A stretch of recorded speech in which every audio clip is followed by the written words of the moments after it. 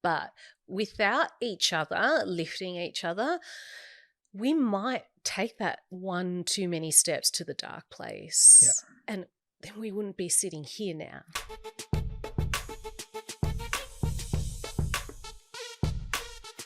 Welcome to the My Julie podcast. I'm your host, Minnie Latif, and the rumours are true. It does take a village. Let's do it. All right, guys, welcome to today's episode. Whoa, I get to interview my friend since the age of 11. His name is Jared. We went to high school together and we've been mates ever since. And today, Jared gets to speak about addiction. It's heavy and it's kind of different when you get to interview someone that you've known your whole life. Some of the stories I knew, some of the stories I didn't. Bit of a trigger warning. We do discuss things like suicide, obviously addiction, narcotics, alcohol. If that's not your jam, please switch off now. Otherwise, I also really encourage you to listen if you are a carer or a friend of someone that is going through really difficult times with addiction. This might help. It really will. I'm sure of it. He's an inspiration. This is a story of picking yourself up from the deepest, darkest times. All right, Jared, welcome to the My Julie podcast. Thank you for coming. Thanks for having me. It's all right. I start with the same question with everyone. The question is, how many years have you lived? 48. 48. I know something about that. Roundabout, yeah. Roundabout. Jared and I are 2 weeks apart. Pretty much, yeah. Are you still Gemini?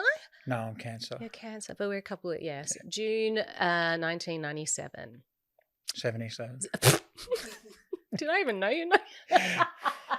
All right. I think we do need to give a bit of backstory of how we know each other. Okay. So we met, I think, in year 7. I would imagine, right? Which primary school did you go to? Not Keilor. I went to Calder Rise in Keilor. Okay, so yeah, we met in high school. Yep, in Keilor Secondary College over in the West. So we were in the same class, home group, I suppose. Yep. And I was 11, so you must have been 11 too, the youngest. Yeah, I was pretty much always the youngest. Same. All through school, yeah. Yeah, I beat you by 2 weeks. Yeah. No. You beat me. You, yeah. Yeah, see? Who dropped out of school? All right, so we've known each other since we were 11 years old, and we're 48 now. We're still mates. Yeah, it's a long time. It's a cool thing, huh? Yep.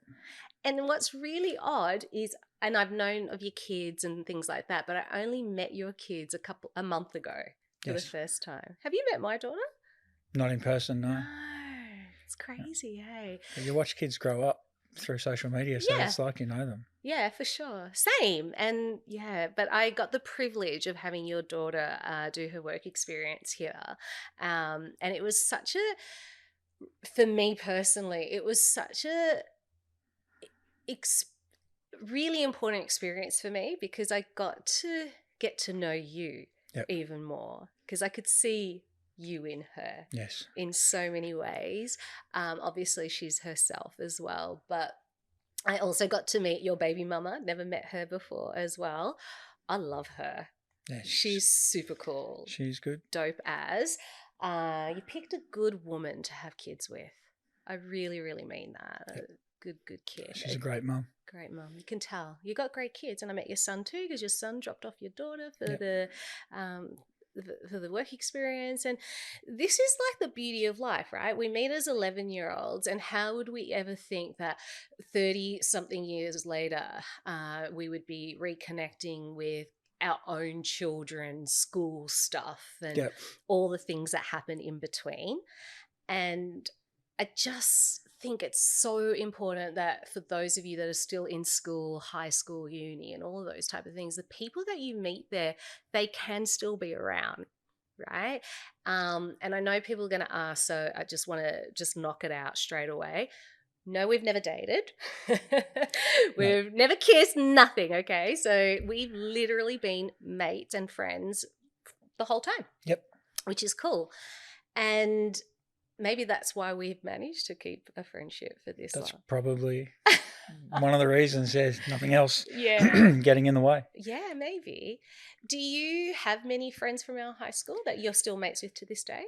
Not a great deal. Again, like obviously through social media, you see a lot Yeah. of people, but ones I actually catch up with, not many at all.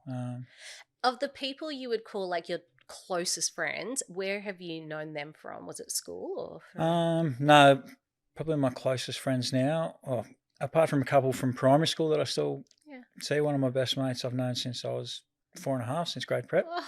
Oh, We still hang out, but most of them, since I'd left school, in the band scene, yeah. that's where my best mate, basically my brother. Yeah. Is he the guy that came into the clinic that you... Can't remember, Big Johnny.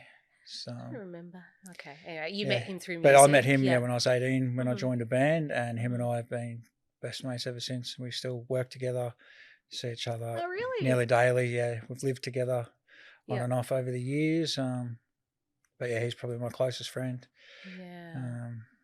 What does brotherhood mean to you? Means a lot to me because I have two biological brothers, two younger brothers. So I take... You're the oldest. I take the role as a big brother really seriously. And if there's someone I care enough about or I'm close enough to call a brother, they're afforded the same sort of love, protection, trust as I would, my normal brothers. Do you have a good relationship with your siblings? We're best mates. Yeah. Again, I work with one of my brothers. Yeah. My youngest brother, we worked together for about 15 years. Wow. I'm from a really close family, and I'm lucky to have my brothers as two of my best mates. Yeah. So it really means a lot. Did you ever want a sister? Not really. We sort of had female cousins or Mhm. close family friends, but they couldn't do the stuff that we did. What stuff? Are we we talking were sort of rough and kicking tumble footy? boys, Yeah. Mhm. Typical 80s kids, Yeah. getting around on our bikes, doing stupid things. No helmets. No helmets. Yeah. Where I grew up, we used to go, there was a gully near my house. We used to go sort of sticking our arms in rocks to see what we could find, and just stupid stuff that you wouldn't want a girl doing. So, Yeah. Well, my dad would hand me a $20 note when I was about 8 and put me on my bike to the milk bar to buy him a packet of Benson and Hedges, and that's it was cool. a bit different, wasn't it? Yeah, life was super, super different. It was innocent and reckless in multiple ways. There's a reason why you're here and you asked to be on the podcast, and it's pretty tender, the topic, and I want to broach it with the most respect and honesty, and it's to do with addiction. Yes. And you have started a company called the University of Sobriety. Sober Living. Oh, Sober Living. Yeah, Sorry. USL. Is it the University of Sober Living? That's the My one. apologies. Yeah. Why? To get the message out there that being in recovery or being sober isn't a bad thing. There's a big stigma in this country around not drinking. Are you sober? I'm sober. I'm nearly 9 years sober. Congratulations. So I struggled for 20 years with alcohol addiction. It turned me from an awkward, shy, sort of feeling out of place person. From the first time I drank, it made me feel part of the group, and then I was better. How old were you when you had your first drink? First drink I ever had, I was 16, and I didn't have a good experience. You got drunk that first time, do you think? Or? Not exactly. Yeah. I drank through the day with a friend who was older, and then when I got into bed, the effects hit me, and it really scared me. So then I didn't drink again for another 3 years. Wow. Till I was 19, and then from there, though, it was out of control. And yeah, back then I didn't know at the time, but I have an allergy to alcohol. Basically, it's what most alcoholics have. You get a mental fixation from your first drink. It doesn't calm you or make you want to relax. Your brain reacts in a different way where you get super fired up, and you basically drink until you pass out. And that was my routine for like I said, almost 20 years. So just to put some context in that, I don't have addiction with alcohol. And so if you give me 3 drinks in a row really quickly, I'll most likely vomit. Yep. Right? And that's my body to say to me, you can't do this, stop, let alone get drunk. Yep. For what you're talking about, there's almost no trigger in the brain to say stop. No, it's You can just keep the exact going. opposite. Yeah. So, and it's Yeah. a very common misconception Yeah. that alcoholism is always caused by situations or situational, addiction, where a lot of people are born with this. I don't know if you'd call it a defect. Yeah. In Australia, probably you'd call it a defect, but you're born with this different chemistry in your brain, so that when you drink, you can't have a couple and then say, "Oh, I've had enough. Yeah. I'm going to go home now." The people that I know that are in the same sort of position as me, they just have that compulsion to drink and drink and drink. And Are you at that point? Are you getting some positive benefits? Like, are you feeling of course, you feel yeah? amazing at the Okay, start. yeah. Not ever your body saying to you, if you have another one, you're going to vomit or you're going to black out. The way the mental fixation works is you keep drinking, and when you vomit, you think, "Wow, I've got more room.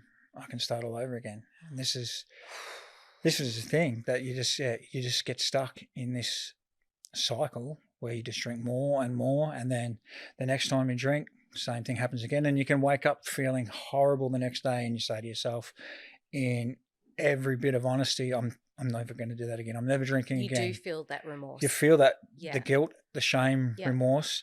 But then when you start to feel better a few days later, that obsession comes back, and that's called the cycle of addiction. It's a thing that's been set out by doctors. So you have you become sort of discontented, irritable.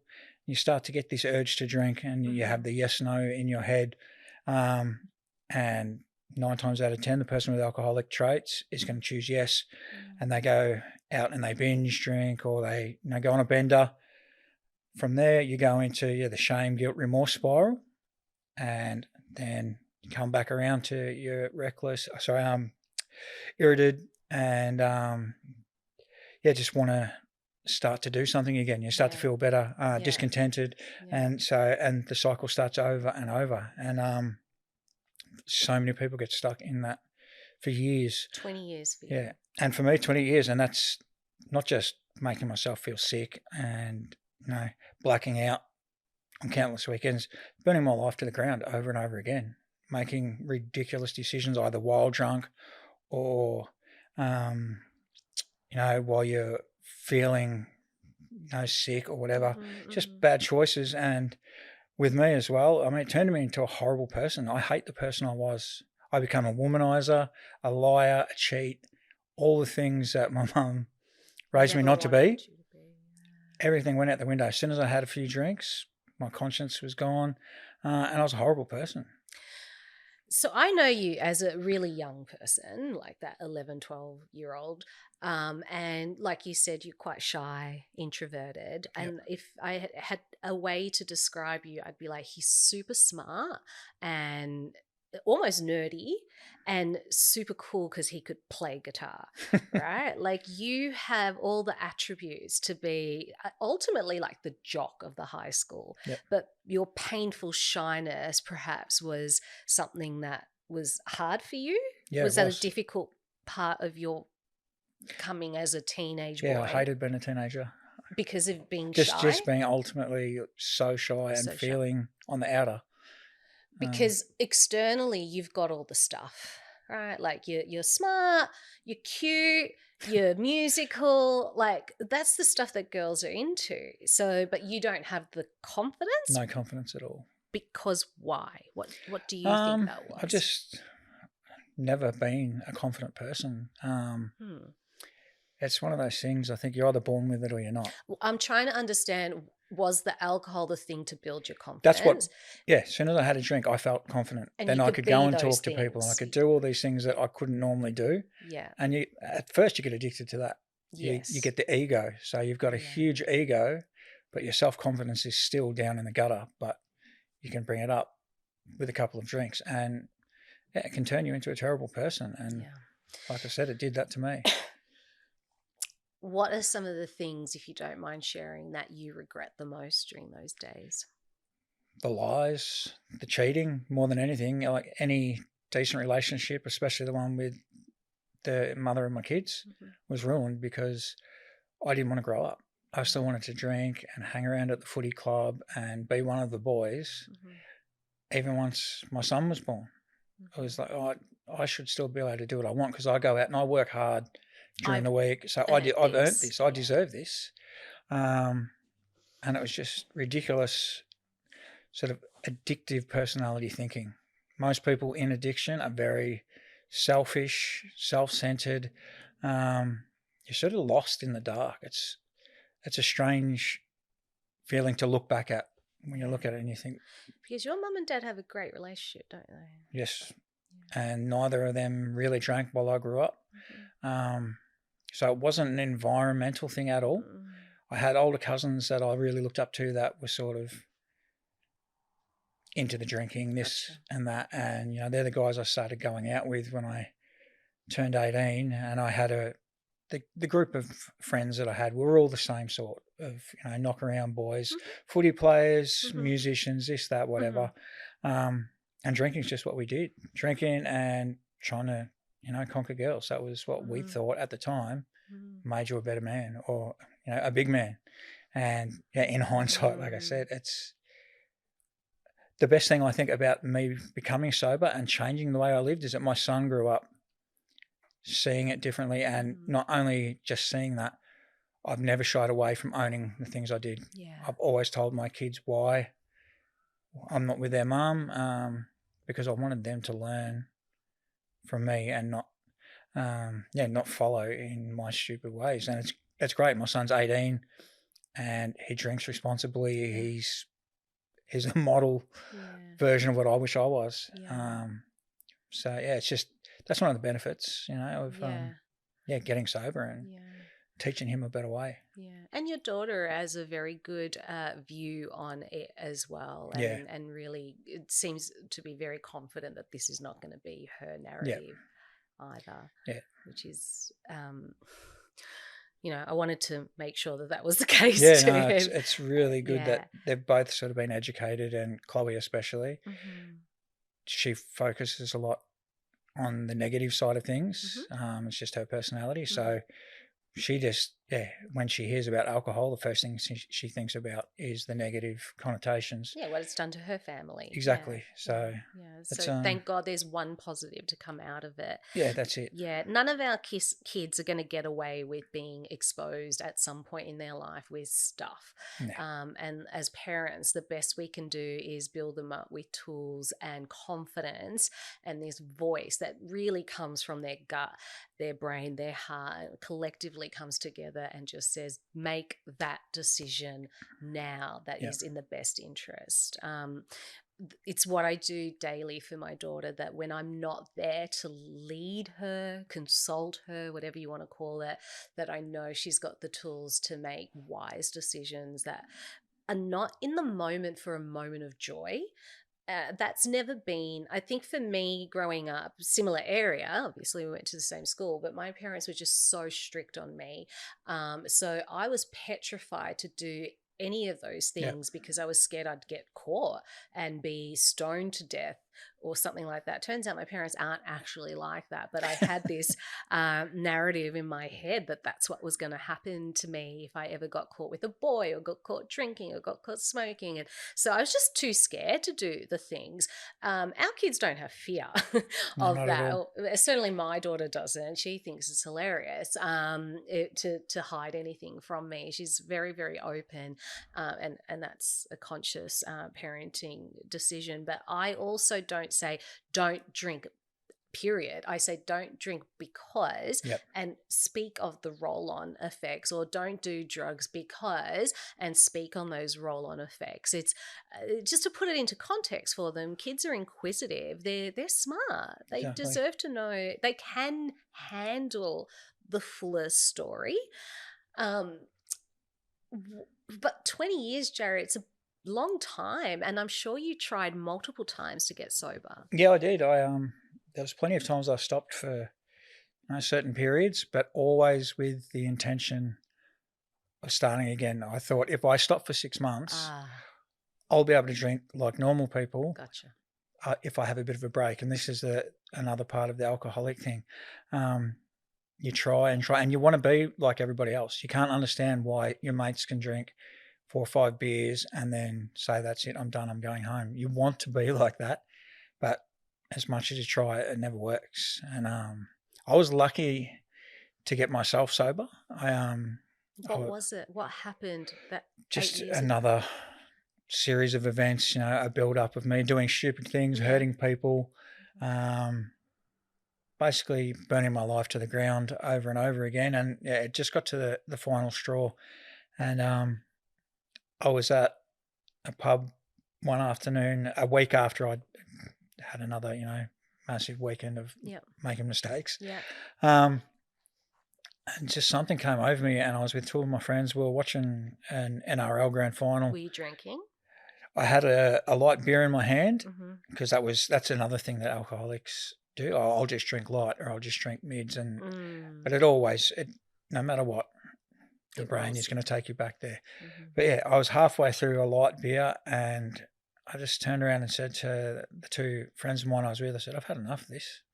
I'm sick of having to start all over again. I'm sick of having to deal with the stupid things I do." And I put that down and I haven't had a drink since. So for the first 7 years of my sobriety, I did that. Obviously, my life changed immensely just because I removed all the negative. Cold turkey from that moment. Yep, done. Just And when you said that outwardly, was that the first time you said "and" not for 6 months or a year? And yes, then that's the first time I said, "That's it. I am ever. never drinking again." I actually put it out on Facebook. I wanted to put as much pressure on myself as possible because every other time you sort of keep it to yourself. You say to a couple of friends, "Yeah, I'm giving up," so that when you fail, There's no accountability. that's Yeah, it. I remember. I So saw it. Yeah. yeah, and I put it out there saying I'd had enough of hurting people around me. I apologized to the people affected by things I did when I drank. I mean, I wasn't a violent person, but I did get in scrapes. I was more of a lover, probably too much of a lover, because that's where I got myself in the most trouble.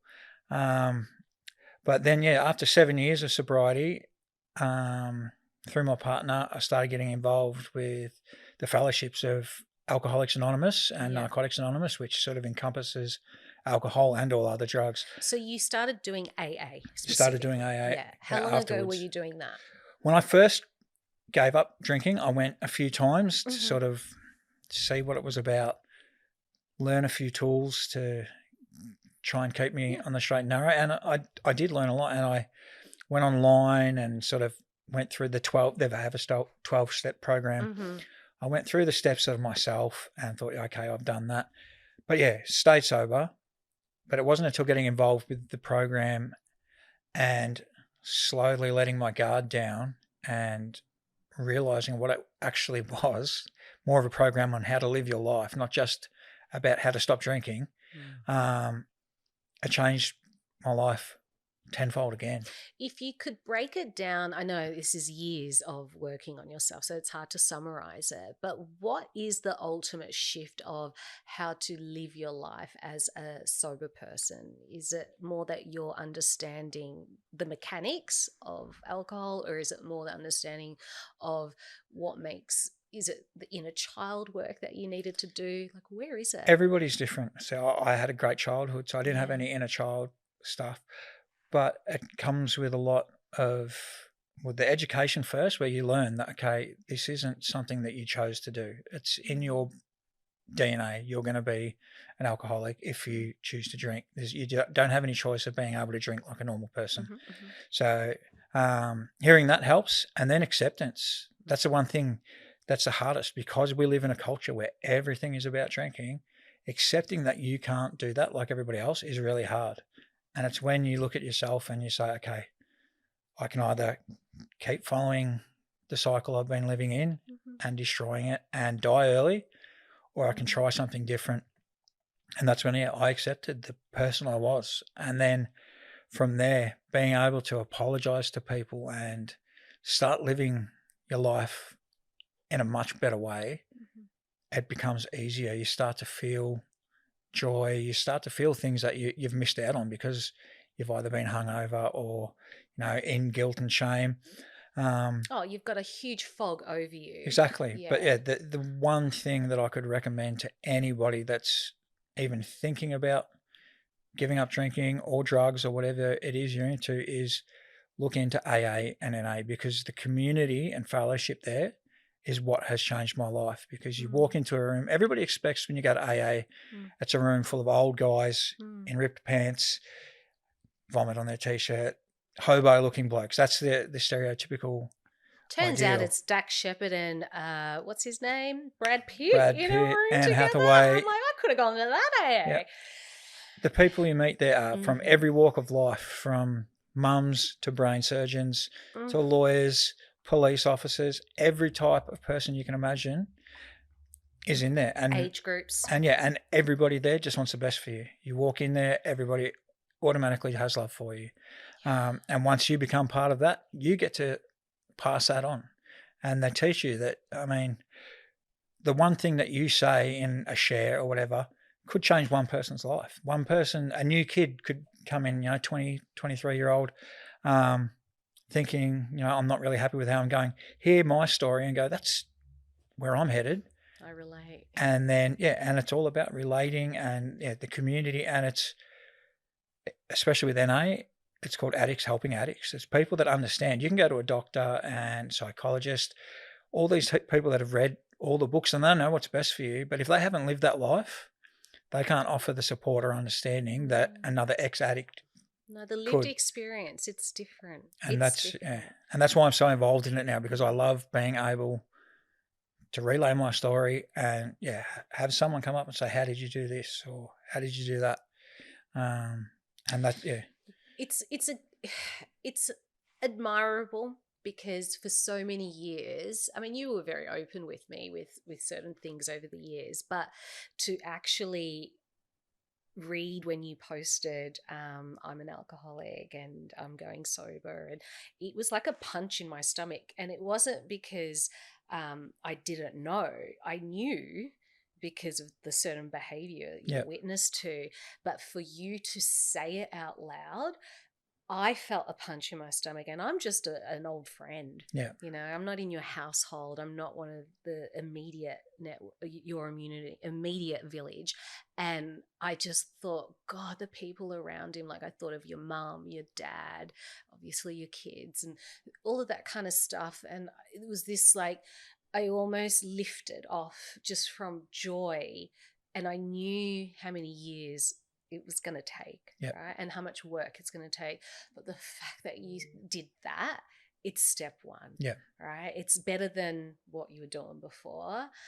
You're too good for that, Jared, to live that life. In the 12-step program, the first step is accepting that you're an alcoholic, accepting you have a problem, and saying it out loud is so freeing. Going to meetings, and I mean, that's why I'm quite happy and open to talk about how bad of a person I was, because every time I get that out, it's just a little bit more of that negative energy that still stays in me. The guilt and shame that has been there for years, it'll still be there, but you have to let it go. I mean, I've been doing the best I can to be the best person I can now for nearly 9 years. Not that I was ever a bad person, but now I live my life on a much better path, and it's not about me anymore. It used to always be about me. Now it's about everybody else. Well, here we are. I think the conversation you and I are having, I think, is a conversation that some people wish that they could have one day, with the friend that they knew was going down this route, but disappeared and never got to have this. I think we're so lucky to be able to have this. I know I'm having it on behalf of a lot of people through me are having the conversation they've always wanted to have. Not necessarily just with you, Jared, but the conceptually as well, right? Even myself, with my experience with people in my life with alcohol, to be able to have this conversation at the other side once they've become sober, it's the dream. It's truly the dream. And the idea that it's no longer about you, well, it is about you. I want to say that. Oh, you have to do it for yourself. Of course. You have to be selfish to an extent. You're not going to do it if you try and do it for somebody else. Yes. You can't do it for your kids. You can't do it for your mum and dad. You can't do it for your job. The amount of people that lose their families and stuff, and it's not because they want to keep drinking. It's just they can't stop. And people say, "Oh, can't you stop for your kids?" No, they can't, because it's not just a choice. Yeah. There's a lot more behind it, and that's one of the things that I want to sort of educate people on, that it's not always a choice. There is certain things that you can choose to do, but when you're in addiction, you're not going to make the right choice. Whilst you were doing it, you knew, right? Oh, there's times where you're drinking and I know how bad I'm going to feel tomorrow. Or whilst you were making bad decisions, you knew they were bad decisions. Exactly. Right? And that in turn affected my depression and my anxiety. The guilt brought on my anxiety like you wouldn't believe. And there was times that I couldn't leave the house because my anxiety was that bad, because I felt so terrible, because I knew I had so much negative energy on board from what I'd done. It's hard to live your life, and that's where you get trapped, and it's a vicious cycle. And I luckily broke it, and now after spending time in NA and AA, I wish I sort of thought more about that back then, reached out for help back then, because a lot of people think it's a religious thing or a God-based program. They use the word God, but they don't push any religion or belief in any God at all. It's a higher power. That's what it's all about, a higher power. And your higher power can be your dog. It can whatever be it means to anything you. it is to you. To me, it's the universe. I believe that the universe, checks and balances. I paid my karma bill over and over for the things I did, but I had to accept it. And it wasn't like, oh, poor me now, which drinking, it's always poor you. But when you're sober, you accept the things you've done and you have to take it. And that's the only way you can progress. Support for carers or for those that bared witness, is there a place for that? There is. There's it's called Al-Anon. So that's for people affected by alcoholism, because alcoholism is a family disease. It doesn't just affect you. It affects your wife or your partner or your kids, your parents. Al-Anon is really good for the people who are affected by it. I've never heard of it. Okay. Yeah. It's and it's a program, again, based on education and understanding. And once if you're someone that wants to support someone, the more you know, the more you're going to be able to identify with what's going on with them. And Al-Anon is the sort of place where you can learn those sort of tools. Are you surprised, after now being sober for so many years, I'm assuming you can see even more clearly the destruction of back then. Are you surprised how many people are still stuck by you and are still in your life? Oh, definitely, yeah. Why have they stayed, Jared? Because they knew who I actually was. So the people that aren't in my life anymore are the people that I drank with or hung out with that never knew me. I wore masks. I was 4 or 5 different people. Depending on what situation I was in, I was a different human being. And once I broke away from being all these different people and just accepted who I am and started being myself, the people who knew me, that know my core values, that love me or know what I actually am about, they're the ones that have stuck around. They're the ones that I've been able to apologize to, and, build new relationships. There's a couple of other exes of mine that, that I've made amends with. And they accepted my apology, which is, a bonus. I don't expect anything. If I apologize to somebody, it's not for me, it's for them. And if they accept my apology, that's a bonus. But at the end of the day, all I've got to do is own what I did, own my behaviors, and I'm sure that has given them some peace. I think it does. I mean, there's going to be people that don't want to hear your story. I've been lucky that everyone I think I've had to make amends to, basically, has accepted my apology and even sometimes sort of taken their part in it. Again, something that you don't need or expect, but if it happens, it's just something that's a bonus. But yeah, it's apologizing, owning, all that sort of stuff. That's what frees you and gives you a new life. I remember years ago, I'm sure it was before you got properly sober, but you kept trying, right? And at one point you were trying, and I said to you, well, now that you're giving this a crack, being sober a crack, why don't you go back to some people and give it another go? And you said something to me that has stayed with me for years. I'll never forget it. It's very simple, but it really landed for me. And you said, because sometimes you do something to somebody and you cannot take it back. Yep. And there's things that you can't erase. Like, even though you're sober now and a decade's gone by, you can't take some of the stuff you did back, huh? No. There's a lot of things I wish I could take back. And they're things that I've, again, accepted, and now I just have to move on from it. I can't live in the past. I can't look too far into the future. You got to live in the now, and that's one of the things, that you learn in the programs. It's you got to live for now. You've got to live your best life, and help who you can, do what you can. How do you see the future? For me, I hope I get to retire one day, but already, I think I don't think anytime soon. I could be working for a couple of years after I'm dead. But at the moment, my life sort of revolves around trying to help people. That's why I started the USL Clothes brand, just to give people a voice and identity that are in recovery, to say, I used to be this person, but now I'm proud of the person I am, and I'm proud that I don't drink, and I'm proud I'm in recovery. Instead of being ashamed, because when you hang on to the shame, you can't progress. There's a whole lot of re-education, and you don't get your old life back. Nobody wants your old life back. No. You get a new life, a whole new lease of life, a positive outlook. You're surrounded by people that care, and it's a really positive way to live your life. Did you ever want life to end? Plenty of times. I tried. I lived for a long time thinking the world would be much better off without me, even after my kids were born. And that's another thing that alcohol or drug addiction does to people. If you can't stop doing something and you're destructive, you think maybe I'm better off not being here at all. And you were wrong. I know that now, but at the time, that's a horrible thing, because a lot of the time, the only time people will have the courage to do that is under the influence. Of course. And it's a really sad thing. I've lost friends to suicide. Each time it was because they'd been drinking, they were in a bad place. Instead of reaching out.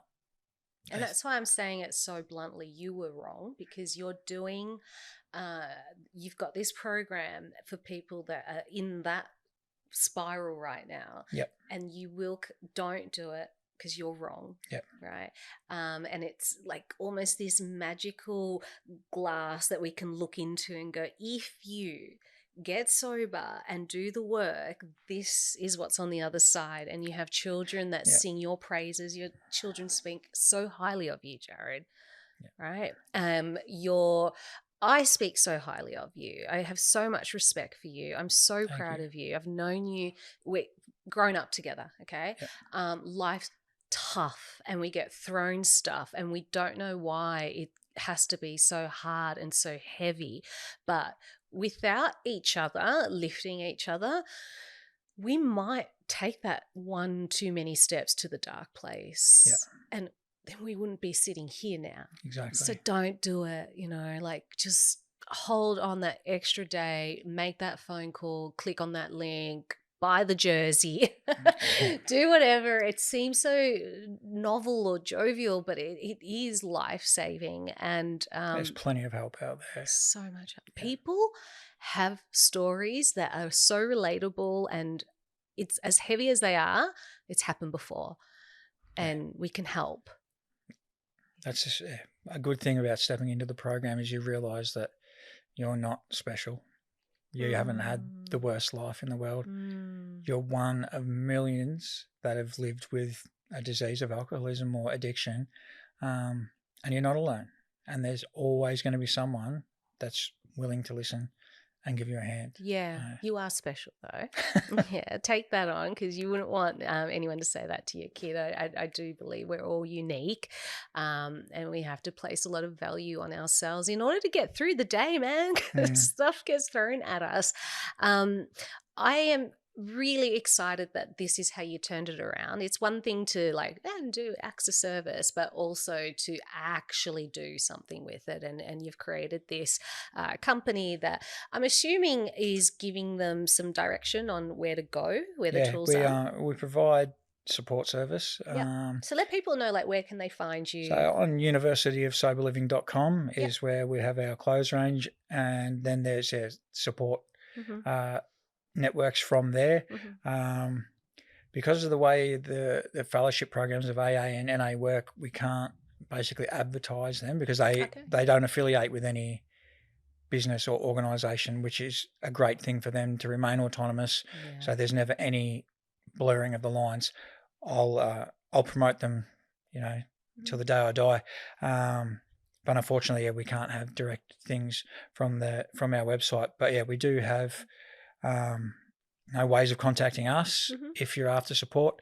You're on socials. We're on socials. We're on Instagram, TikTok, and we encourage anybody to reach out if there's something we can do.